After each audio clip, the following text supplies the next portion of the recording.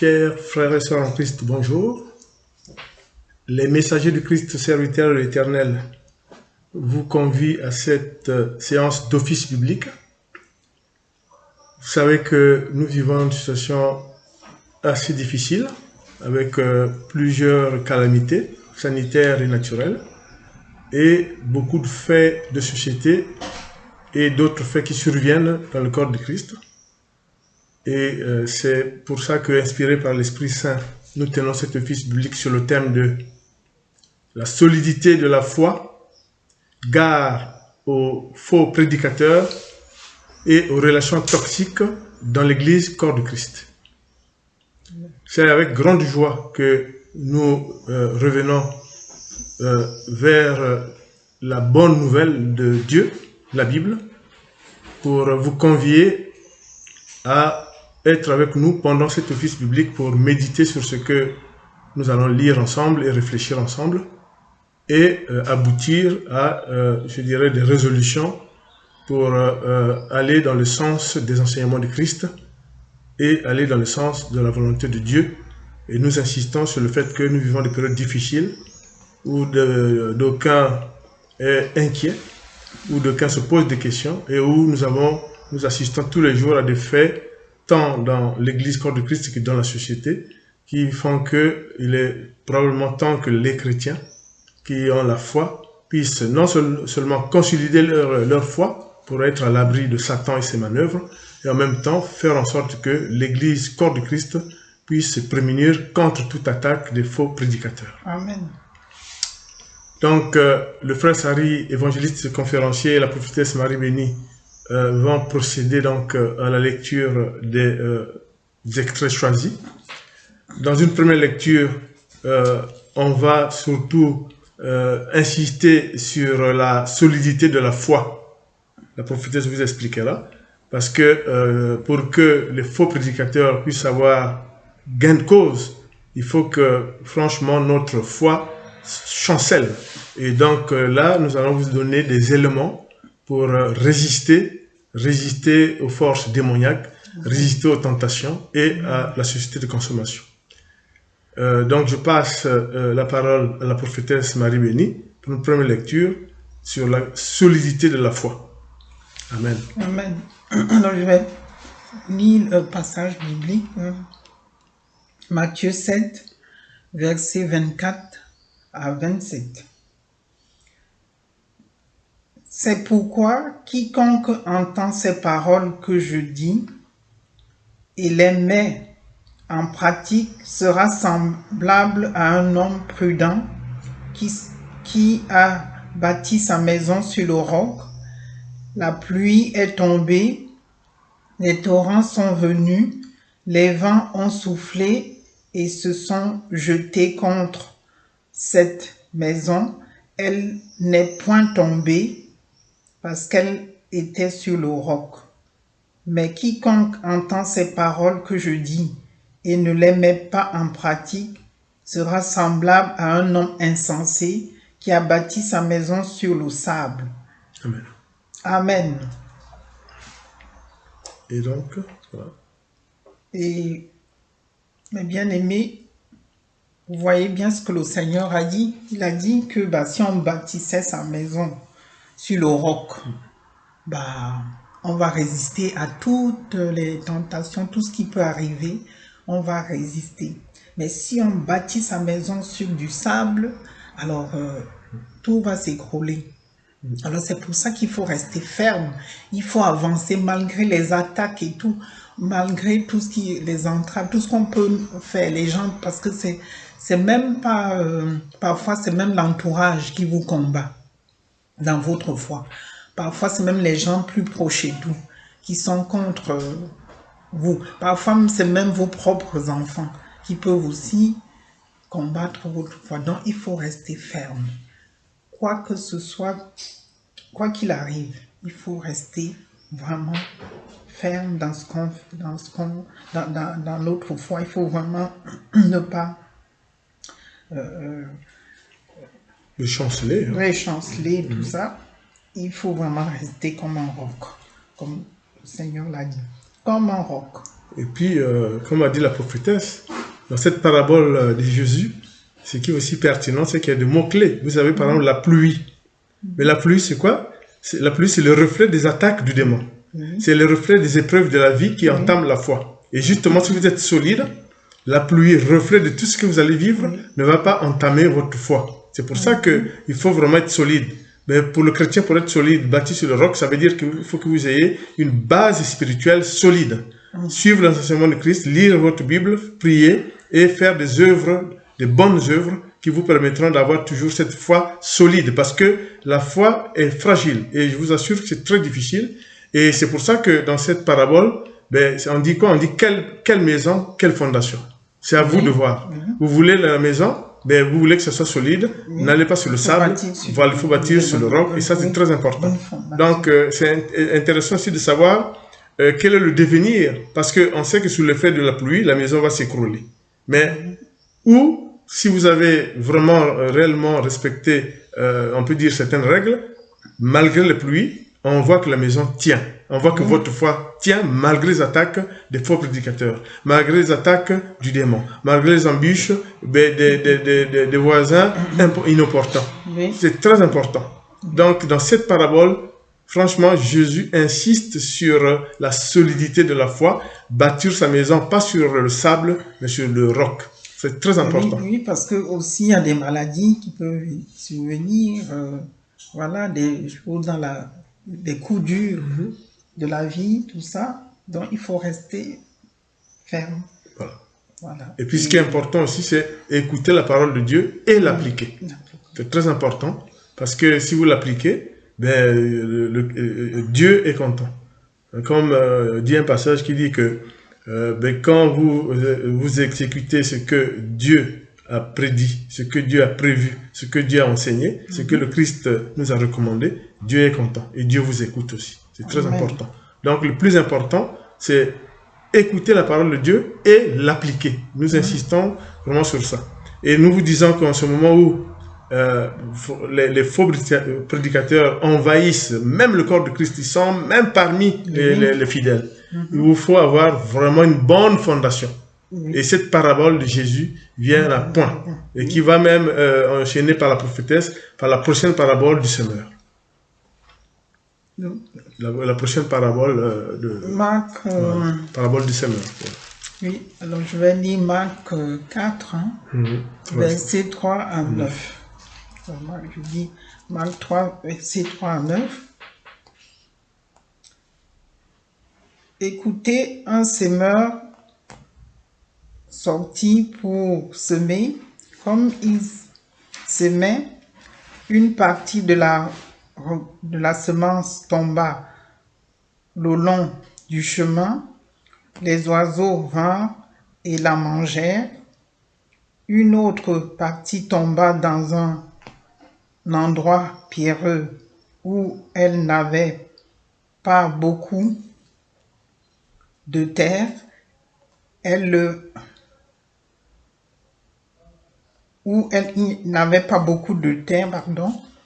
leva aussitôt parce qu'elle ne trouva pas un sol profond. Mais quand le soleil parut, elle fut brûlée et sécha, faute de racines. Une autre partie tomba parmi les épines montèrent et l'étouffèrent, et elle ne donna point de fruits. Une autre partie tomba dans la bonne terre.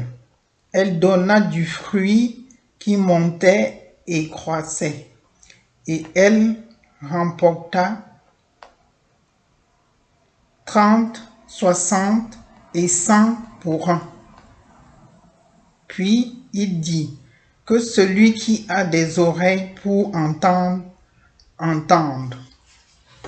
Et voilà. Amen. Amen.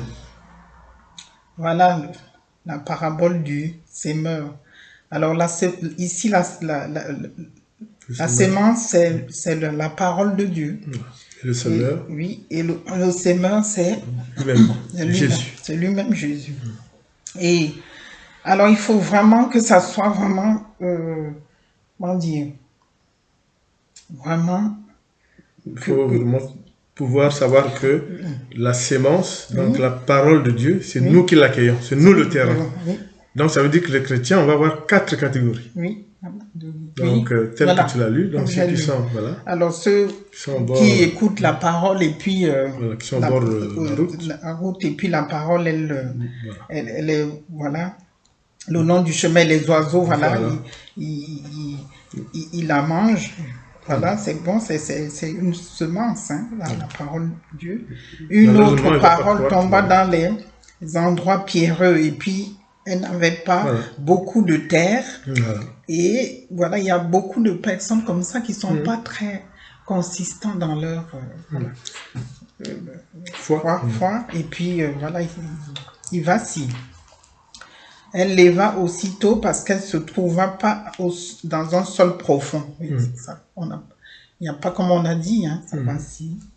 Voilà. Et puis, mais quand le soleil parut, voilà, elle fut brûlée et sécha. Voilà. Voilà. Alors rien n'est resté parce que la parole de Dieu doit rester en nous, elle doit nous parler, on doit méditer, on doit Tout à fait. vraiment que ça reste. Parce qu'il ne faut pas que quand on lit, on a lu, puis ça, hein, et puis c'est fini. On ne la met pas en pratique, on ne médite pas. Alors ça doit rester, c'est une sémence, c'est ça qui nous fait, qui fasse qu'on puisse croître. Tout à fait. Voilà. Voilà. Voilà. Parce que c'est une semence, c'est quelque chose de puissant. Voilà. Et puis la bonne terre. Bien Et sûr. la bonne terre, voilà, dans la bonne terre, voilà, dans la bonne terre, vous voyez, même quand vous plantez une fleur, dans une bonne terre, il y a l'engrais, tout ça, ça pousse. Hein, ça devient une jolie fleur, il y a des pétales qui sortent et tout ça. C'est la même chose pour nous aussi. On doit être comme ça, comme des fleurs. On ne doit pas faner, on ne doit pas... voilà. Donc, pour justement ajouter à ce que vient de dire la prophétesse, c'est que c'est la première des paraboles du Christ. C'est l'une des rares paraboles au cours duquel Jésus lui-même explique la parabole. Il dit la parabole et il explique lui-même la parabole. Alors que dans les autres paraboles, vous savez qu'il n'explique pas. C'est très emblématique parce que le semeur, c'est qui? Comme a dit la prophétesse, c'est lui-même Jésus. La semence, c'est qui? Ben, c'est la parole de Dieu. Donc, la Bible, puisqu'en tout temps, la parole de Dieu, mais c'est la Bible. Et bon, les terrains, c'est qui? Donc, dans les terrains, vous avez les 4 types, comme a dit la prophétesse. Vous avez ceux qui sont au bord de la route. Ben, qu'est-ce qui arrive? Vous n'êtes pas consistant, le diable est là. En plus, dans cette parabole, Jésus dit, le diable, les oiseaux arrivent et hop, ben, ils bouffent les grains. Et du coup, ben, il y a pas, ben, ça ne croît pas, la plante ne croît pas, mais justement, c'est comme les chrétiens qui sont au bord de la route. Il faut pratiquer. Il faut lire la parole de Dieu. Il faut avoir des œuvres. Il faut tout le temps pratiquer. Et c'est justement ceux qui sont au bord de la route ne pratiquent pas. Puis vous avez ceux qui sont, par l'effet de Satan, ils sont ce qu'on appelle dans la pierre, dans le terrain rocailleux, où effectivement il n'y a pas de terre, c'est dur, et ben, la parole a beau être semée par le Christ, ou par les appelés du Christ, ben il n'y a rien qui peut pousser. Puis ensuite vous avez ben, ceux qui sont dans un terrain épineux, ils sont étouffés, voilà, ils ne peuvent rien faire, et justement ça, c'est pour ça qu'on vous a dit qu'il faut vraiment faire attention, essayer autant que faire se peut d'avoir une foi solide par la pratique religieuse, par la lecture de la bonne parole. Parce que là, le semeur Jésus, ben, il continue son œuvre à travers la bonne nouvelle, à travers les évangiles. C'est lui, Jésus. Donc nous devons lire et intérioriser la parole de Dieu, les évangiles. Et la bonne terre, évidemment, c'est l'idéal. C'est ceux qui écoute la parole de Dieu et la pratique. Si vous êtes de la bonne terre, la sémence que le semeur effectivement a mis sous terre pousse, ben, vous allez avoir comme récompense le royaume des cieux. C'est très important. C'est pour ça que cette parabole est complémentaire à la première parabole qu'on a lue là sur le roc, hein, sur quelle maison bâtir et sur quelle fondation. Mais ça, c'est justement ça, la foi. Ben, la foi, la réceptivité de la parole de Dieu, n'est pas facile. Donc, il y a 4 terrains, c'est-à-dire 4 types de chrétiens. Et c'est la parabole emblématique du Christ. Et c'est très important. Et cette parabole avait été même, je dirais, édictée en Galilée, une terre fertile.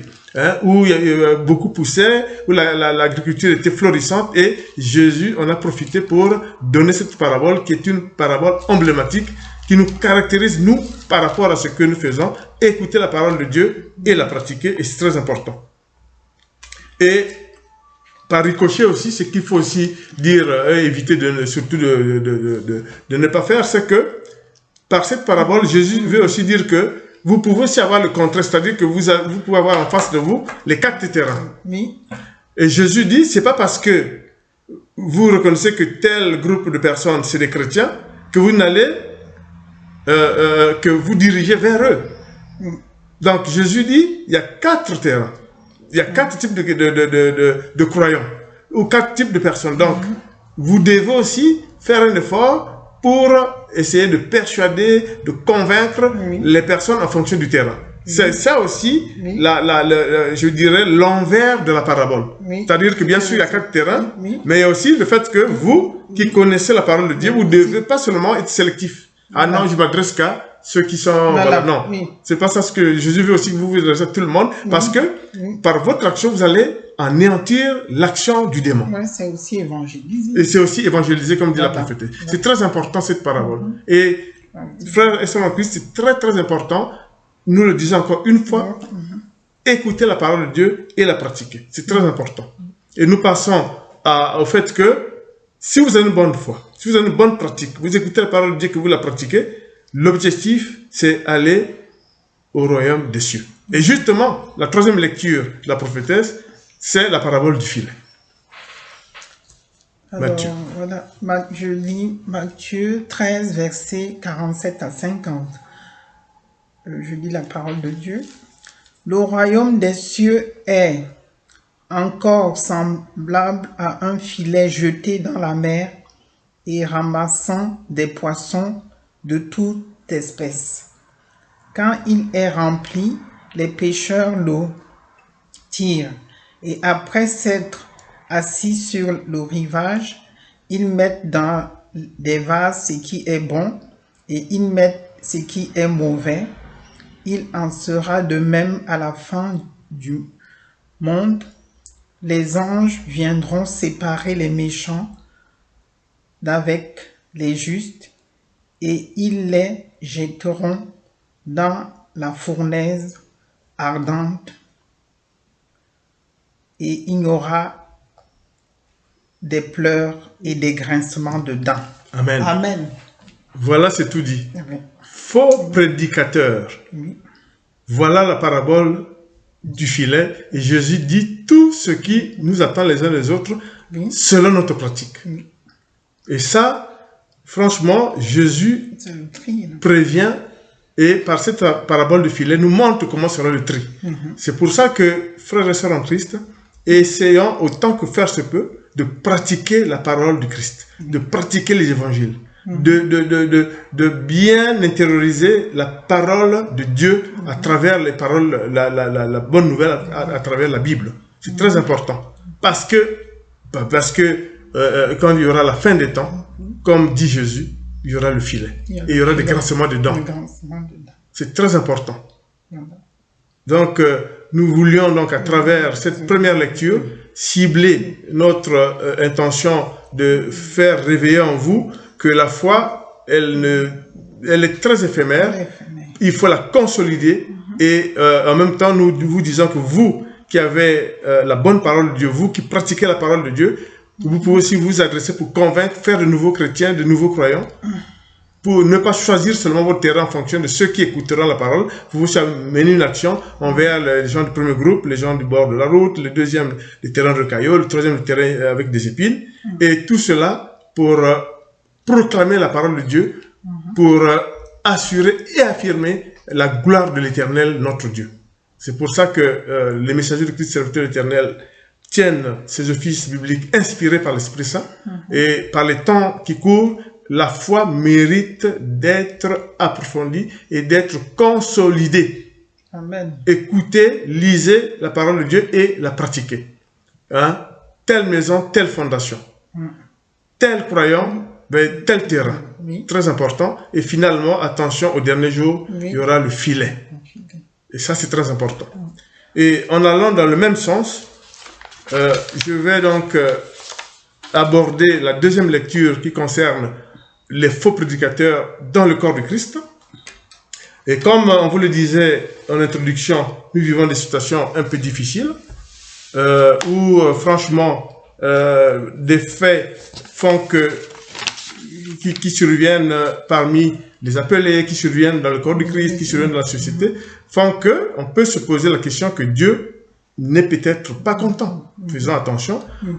On se souviendra de cette plaie d'Égypte, on se souviendra de toutes les calamités qu'il y a eu avec le peuple choisi pendant le désert. Et on peut se poser des questions sur ce que vit l'humanité. Seul Dieu a la solution au problème. Bien sûr que nous pouvons demander, solliciter par les prières à Dieu d'avoir pitié de nous. Et Dieu a toujours été miséricordieux pour l'humanité. Donc, je vais aborder dans cette question en disant que Jésus était déjà, je dirais, avait une bonne vision au moment où il a dit, dans le 4e évangile, hein, l'évangile de Jean, Satan va se déguiser en ange de lumière car il va chercher des corps à croquer. Il faut se mettre sur ses gardes. C'est très important. Il nous prévient. Et il y aura des faux prédicateurs, a dit Jésus. Faites attention. Et c'est très important au moment où c'est signalé, au moment où dans les églises, on voit ce qui se passe, l'atmosphère qui s'y passe, les querelles, les divisions. Nous avons pensé qu'au cours de cet office biblique, en vous montrant des paroles bibliques qui peuvent nous aider tous à se ressaisir. Donc, on va lire Corinthiens 1,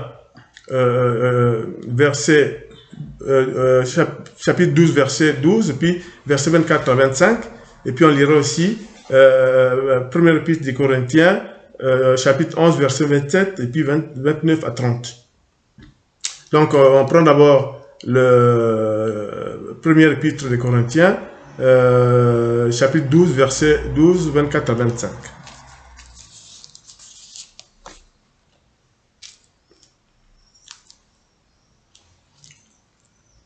De même, en effet que le corps est un, tout en ayant plusieurs membres, et que tous les membres du corps, en dépit de leur pluralité, ne forment qu'un seul corps, ainsi en est-il du Christ. Amen. Amen.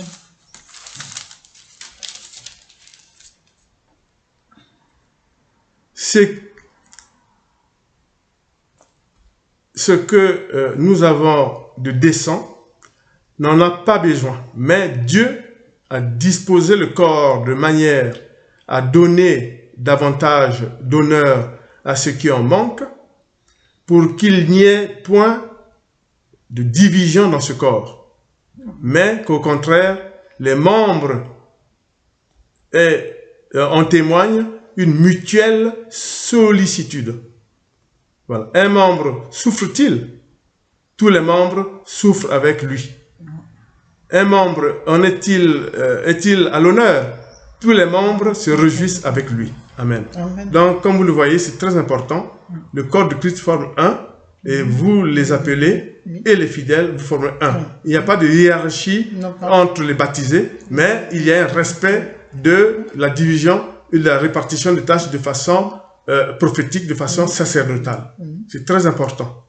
Souvenez-vous de ce qu'on vous dit. Vous ne pouvez pas à titre personnel, brader les biens de votre église. Vous ne pouvez pas à titre personnel voir des fidèles pour proposer des prières individualisées en dehors de toute pratique religieuse. Vous ne pouvez pas voir des fidèles pour proposer des actes de guérison moyennant paiement, parce que, comme on verra, Dieu n'a pas dit que la parole peut s'échanger avec de la monnaie. C'est très important.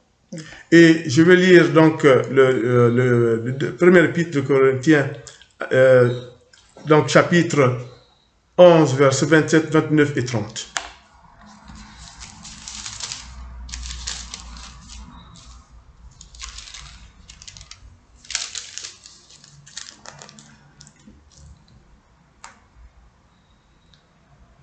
Ainsi donc, quiconque mange le pain ou boit la coupe du Seigneur indignement aura à répandre du corps et du sang du Seigneur. Amen.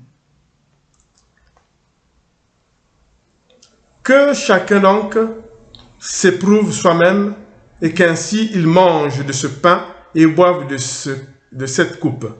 Car celui qui mange et boit sa propre condamnation, s'il ne discerne le corps. Voilà pourquoi il y a parmi vous beaucoup de malades et d'infirmes, et que bon nombre sont morts. Amen. Parole du Seigneur. Et là, c'est Paul qui s'adressait aux Corinthiens par la parole de Dieu. Dieu veut dire quoi? Il veut dire que par la pratique et la sape concernant le corps de Christ, on paye.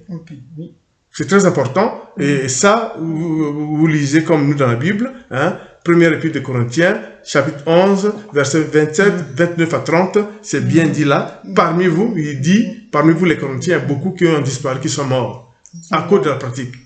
Prendre le pain et le corps de Christ de façon abusive, alors que vous n'êtes pas croyant, alors que vous êtes dans le péché, alors que vous êtes avec l'ange de lumière, vous payerez. C'est pas nous qui le disons, c'est donc, ressaisissez-vous. Si vous êtes croyant, vous êtes chrétien de surcroît, appliquez la parole de Dieu, suivez le guide, le bon berger, Jésus-Christ, en lisant les évangiles. C'est très important.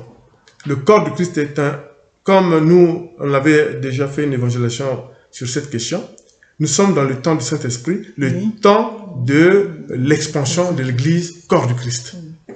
L'une des missions du Christ sur terre était justement de créer l'Église qui est la continuation ou la continuité de l'œuvre du Seigneur sur terre. C'est l'Église du Seigneur. C'est très important. Donc, ressaisissons-nous. Et justement, pour aller dans le même sens, nous allons voir que nous, messagers de Christ, serviteurs éternels, nous vous conseillons de faire extrêmement attention parce que toutes les relations ne sont pas bonnes. Il y a des brebis galeuses qui peuvent aussi rendre malades les bonnes brebis. Les bonnes, enfin, les bonnes bêtes, comme on dit. Parce que l'apôtre Paul le disait qu'il faut, quand vraiment tout est clairement avéré, éviter les mauvaises ou les brebis galeuses. Il faut les éviter. Sinon, vous-même pouvez être en perdition. Et nous le réaffirmons avec le Seigneur. Nous le réaffirmons avec l'Éternel en vous ramenant sur les psaumes. Gardons en mémoire le psaume 1. Le premier psaume qui vous permet, qui vous donne la ligne de conduite. Et vous allez voir qu'est-ce qu'il dit le psaume 1.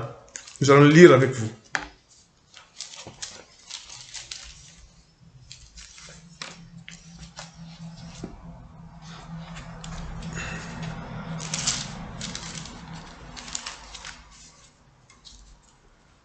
Donc, on va lire le psaume 1, chapitre 1, verset 1 à 5. Heureux l'homme qui ne suit pas les conseils des impies, ni dans la voie des pécheurs ne s'arrête, ni au siège des railleurs ne s'assied, mais se plaît dans la loi du Seigneur, mais murmure sa loi jour et nuit. Il est comme un arbre planté près du ruisseau qui donne son fruit en la saison et jamais son feuillage ne sèche. Tout ce qu'il fait réussit. Pour les impies, rien de tel. Mais ils sont comme la balle qui qu'emporte le vent. Ainsi, les impies ne tiennent pas au jugement, ni les pécheurs à l'assemblée des justes. Car le Seigneur connaît la voie des justes, mais la voie des impies se perd. Amen. Amen. Prenez et relisez autant que faire se peut le psaume 1 qui vous dit ce qu'il ne faut pas faire et vous donnera le courage à vous éloigner des impies. C'est très important parce que nous vivons une période difficile. Pourquoi est-ce que dans l'église corps de Christ, les gens qui viennent saper la cohésion du groupe réussissent-ils? Là, nous vous avons déjà donné des éléments pour consolider votre foi. On vous a donné des éléments dans la parole du Seigneur pour voir en fonction du terrain comment vous prévenir. Et là, nous vous disons que attention, ne pas suivre le chemin des pécheurs, ne pas suivre le chemin des impies. C'est très important. Et voilà des hommes corruptibles. C'est très important. Le psaume 1. Le psaume 1, gardez-le à l'esprit, nous vous le conseillons. Il vous tiendra conseil et vous pourrez, grâce à ce psaume, aller de l'avant. Nous allons aussi lire le psaume 101. Oui.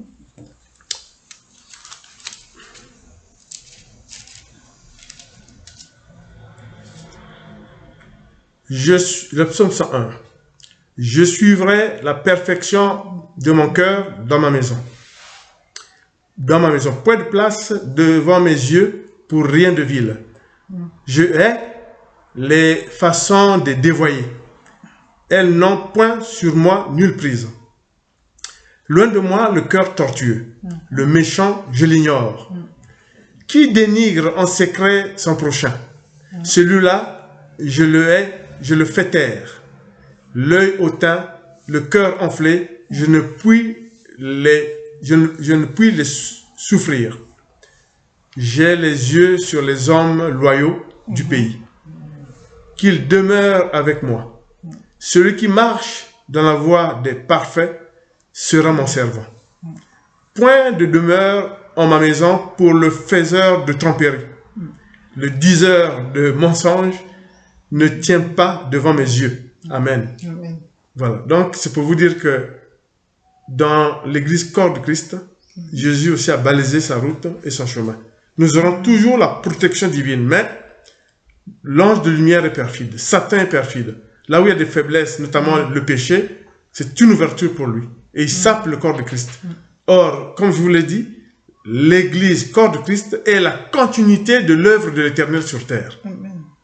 C'est pour ça qu'il y veille. C'est pour ça que, pour ceux qui suivent nos séances d'évangélisation, on a parlé de paraclète, c'est-à-dire l'avocat, le paraclète, c'est qui est proche de vous, qui veille sur vous pour l'accomplissement du devoir. Le paraclète, l'Esprit Saint.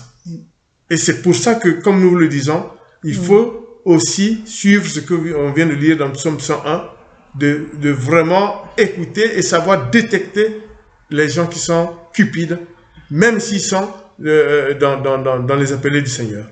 Puisque, effectivement, tout ce que nous vivons, les crises pédophiles, tout ce que nous vivons, l'attentat au MERS, tout ce que nous vivons, la cupidité, le détournement de fonds, tout ce que nous vivons, le mensonge dans la parole de Dieu, et tout ce que nous vivons, les fausses prédications. Il y a un seul évangile, l'évangile de Jésus-Christ.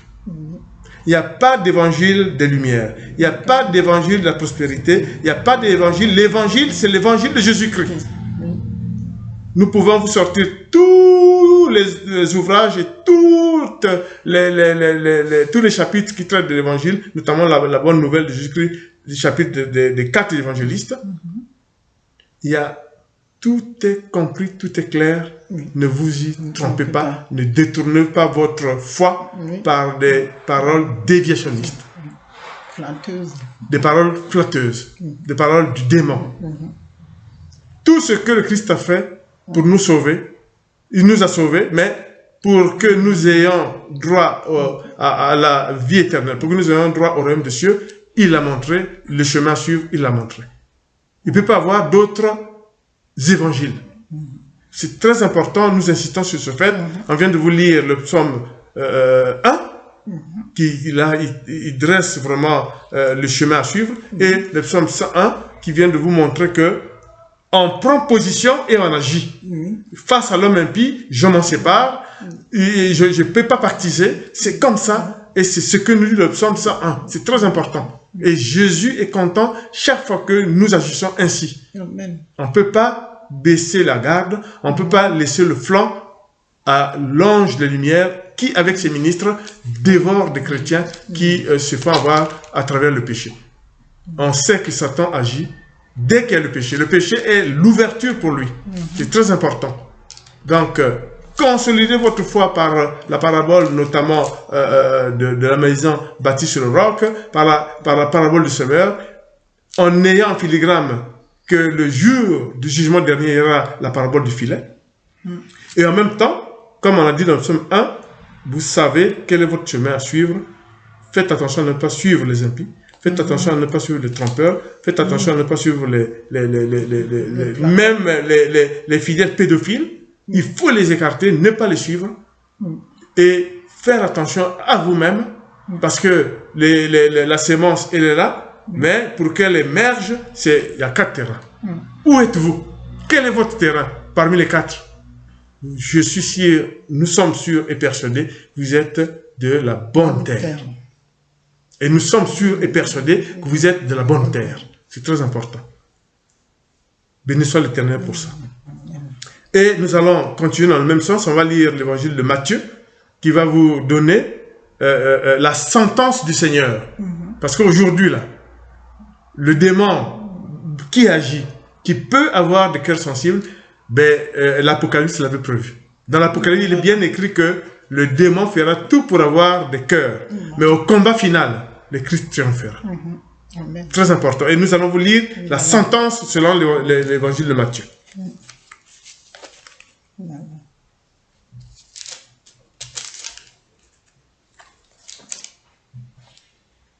Donc, évangile, Matthieu 12, verset 33-36. Prenez un arbre bon. Son fruit sera bon. Prenez un arbre gâté. Son fruit sera gâté. Car c'est au fruit qu'on reconnaît l'arbre.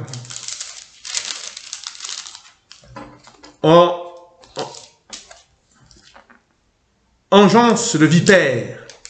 Comment pourriez-vous tenir un bon langage alors que vous êtes mauvais?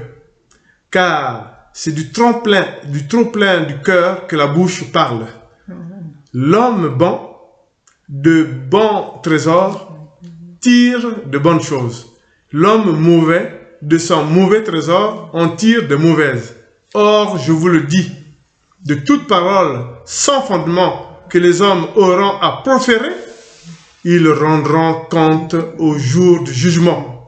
Car c'est d'après la parole que tu seras justifié et c'est d'après tes paroles que tu seras condamné. Amen. La sentence de Dieu, elle est univoque, elle est claire, nette et précise par cet extrait que je viens de lire de Saint Matthieu. L'évangile de Saint Matthieu.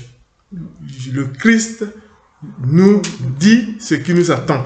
Donc, ceux qui mènent un travail de sape dans les églises, notamment en engendrant des relations toxiques, tel fidèle qui, depuis 10 ans, vient de manière assidue à son église, suit la parole de Dieu, fait des œuvres et subitement disparaît et on entend qu'il fait ceci, fait cela, il dévie.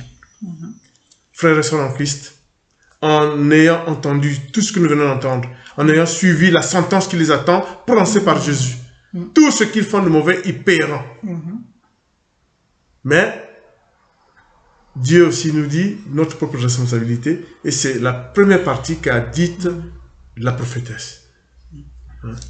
Le cœur bâti, la foi bâtie sur le roc, savoir suivre quelles sont les personnes que vous devez suivre, où êtes-vous, quelle sémence, quelle terre êtes-vous, et après, l'homme vraiment intègre, chrétien, qui suit les paroles de Dieu, doit éviter de suivre le perfide.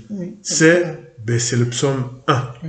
C'est très important. Et dans le psaume 1, nous avons dit comment éviter les hommes corruptibles. Et nous allons voir maintenant, pour terminer, dans le deuxième épître de Corinthiens, comment Dieu assiste ses serviteurs.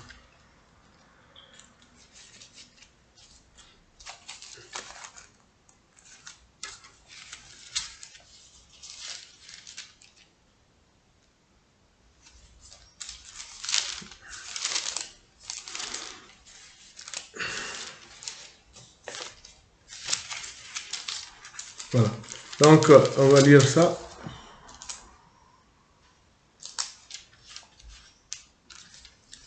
Donc, Corinthiens 2, verset 6. Le chapitre 6, verset 16 à 18. 2 Corinthiens 6. Alors,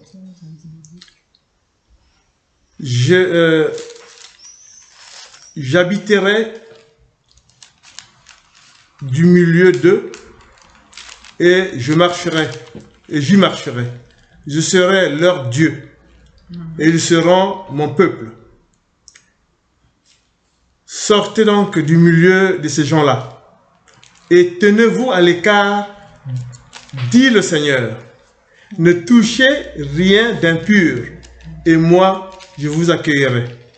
Je serai pour vous un père, et vous serez pour moi des fils et des filles, dit le Seigneur Tout-Puissant. Amen. Amen. Amen. Nous concluons par cet extrait que nous venons de lire, qui est la parole en direct de Dieu.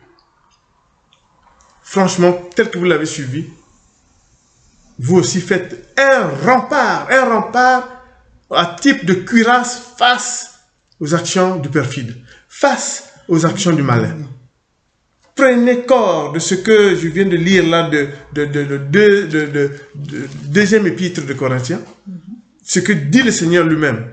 Il dit qu'il assistera ses serviteurs et il les préservera contre les impies, contre le Satan et contre ceux qui mènent à perte le corps de Christ. Amen.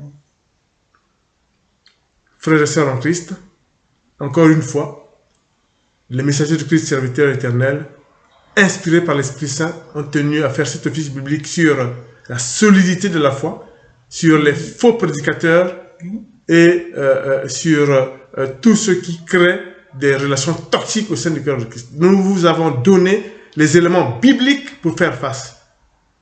Et quand vous ferez face, nous avons lu des passages où Dieu sera avec vous, le Seigneur sera avec vous, l'Esprit Saint, Paraclète sera avec vous.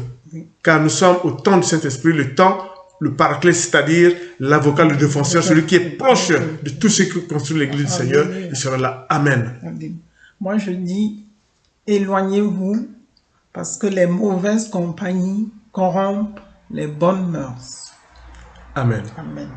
Béni soit l'Éternel de nous avoir donné cette opportunité de tenir cet office biblique et que, à travers ce que nous avons dit, Seigneur, nous soyons préservés du mal et que nous continuions l'œuvre de la bonne terre afin que la sémence soit une véritable moisson. Seigneur, nous fléchissons les genoux et nous vous rendons grâce. Amen. Amen. Soyez bénis.